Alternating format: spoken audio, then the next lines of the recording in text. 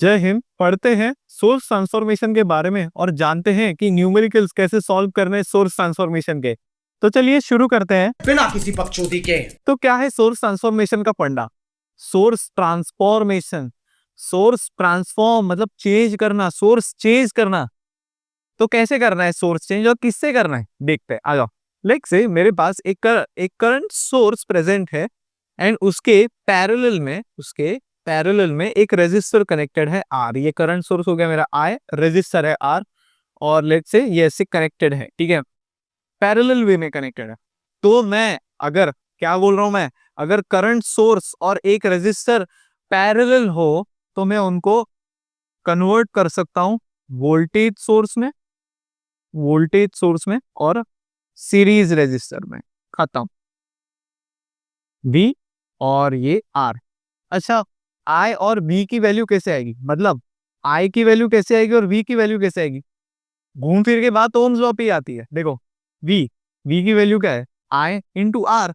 तो जब मेरे को करंट सोर्स के पैरेलल में रेजिस्टर दिखे तो मैं इसको वोल्टेज सोर्स और एक सीरीज में रेजिस्टर लगा के खत्म कर सकता हूँ, उसको ट्रांसफॉर्म कर सकता हूँ।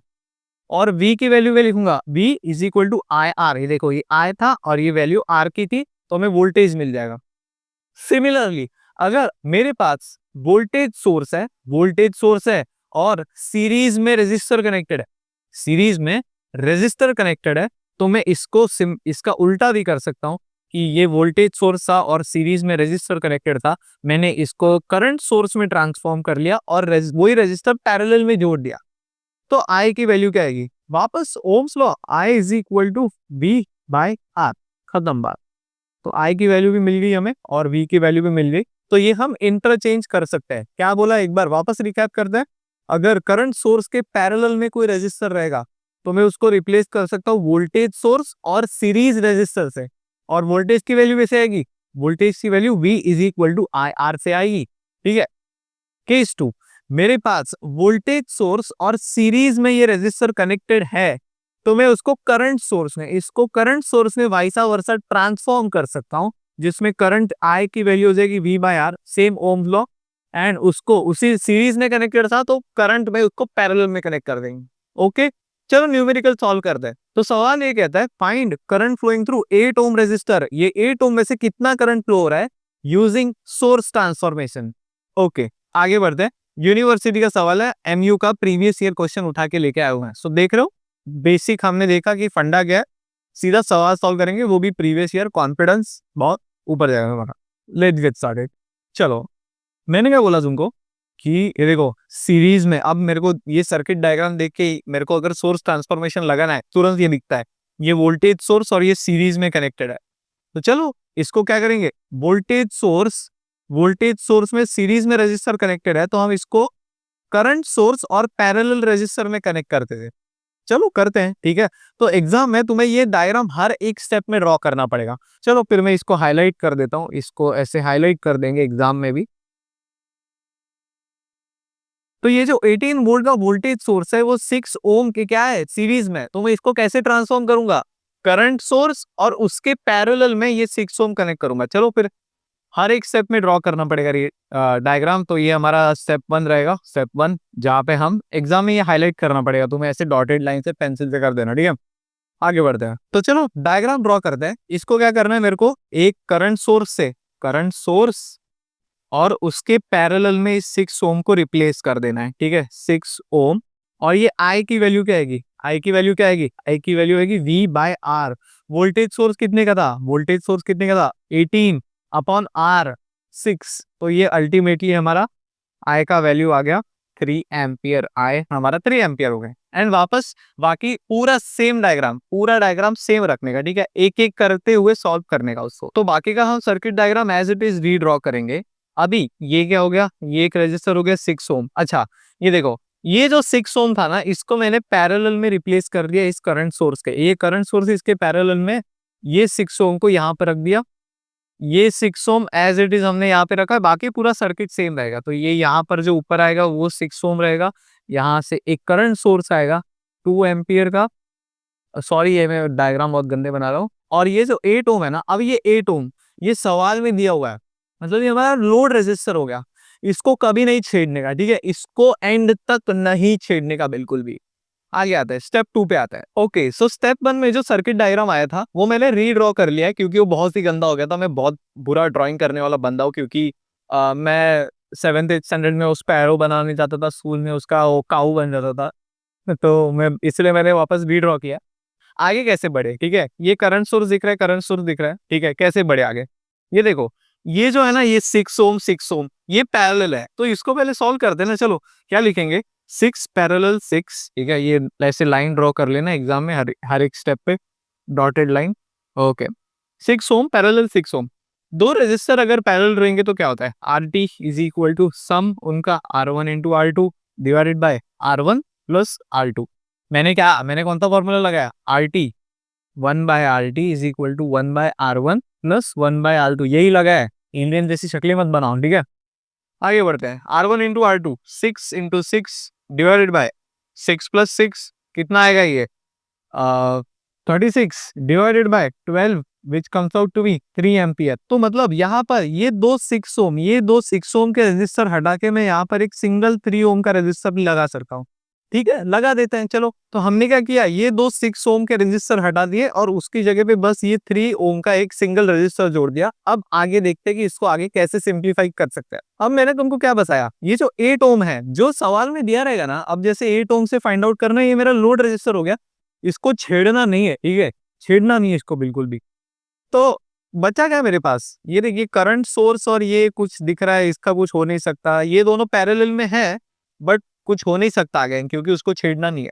तो देखो ये करंट सोर्स और ये पैरेलल में रेजिस्टर दिख रहा है, तो मैं इसको क्या करूंगा, इसको वोल्टेज और सीरीज वाले सर्किट से रिप्लेस करूंगा, ठीक है। चलो करता है वो, तो ये सर्किट डायग्राम वो वापस रीड्रॉ करता है, बट उससे पहले ये एग्जाम में पेपर में हर एक स्टेप में ऐसे डॉटेड लाइन दिखा देना, ठीक है। ये पैरेलल है, 3 एम्पियर और 3 ओम, ठीक है। चलो इसको एक वोल्टेज सोर्स और सीरीज रेजिस्टर से हमने खत्म कर दिया। अभी V की वैल्यू क्या आएगी, V इज इक्वल टू, ये वोल्टेज सोर्स की वैल्यू कितनी आएगी, V is equal to I into R. I की वैल्यू क्या है 3 इंटू आर की वैल्यू क्या है 3 इज इक्वल टू 9 वोल्ट, ठीक है, 9 वोल्ट का ये हो गया। और ये देखो ये 6 ओम कनेक्टेड है, ठीक है, 6 ओम जोड़ दो भाई, 6 ओम को, 6 ओम यहाँ पर आ जाओ, ये कितना बचा, ये 2 एम्पियर एंड ये ऐसे जाएगा, एंड एंड में ये 8 ओम का रजिस्टर हमने वापस मतलब एज इट इज रखा है, उसको बिल्कुल हाथ नहीं लगाया। तो अब मुझे कौन दिख रहा है, ये वापस ये डॉटेड लाइन ड्रॉ कर लेना एग्जाम में। अब ये 3 ओम और 6 ओम ये कैसे कनेक्टेड है, ये सीरीज में कनेक्टेड है, तो मैं इनको मिटा के एक इक्विवेलेंस लिख देता हूँ भाई इसका, है ना, ये मिटा दिया और इसके जगह पे 6 और 3 ये हमने 9 ओम कनेक्ट कर दिया। अब तुम्हें हर स्टेप में ये डायग्राम ड्रॉ करना पड़ेगा, मैंने मिटा के यहाँ पे कर दिया है। अभी क्या दिखाई देता है, अभी वापस देखो, जैसे ही मैंने ये 3 ओम का यहाँ पर था और 6 ओम का यहाँ पर था, वो मैंने जैसे ही कनेक्ट किया और मुझे 9 ओम मिला, तो मुझे तुरंत ये देखो वोल्टेज सोर्स के सीरीज में एक रेजिस्टर दिख रहा है, तो मैं इसको करंट सोर्स के इक्वल में ट्रांसफॉर्म कर सकता हूँ।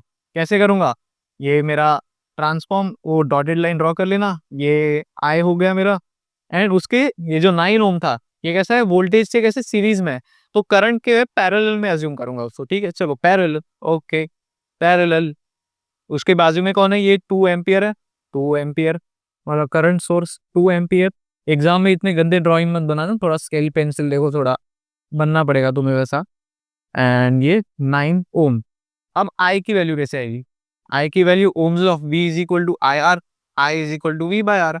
वोल्टेज कितना था रे, वोल्टेज 9 था, तो 9 डिवाइडेड बाय रेजिस्टर का वैल्यू कितना था, 9 था, 9 वोल्ट का था ये रेजिस्टर, ये स्टेप में देखो 9 का था, तो 9 volt by 9 ohm is equal to 1 ampere, ठीक है। ये एग्जाम में लिख देना यहाँ पर, V/R that is equal to 9/9 is equal to 1 ampere. Okay, तो सर्किट डायग्राम में बचा क्या, ये देखो ये 2 एम्पियर बचा है और ये 1 एम्पियर बचा है।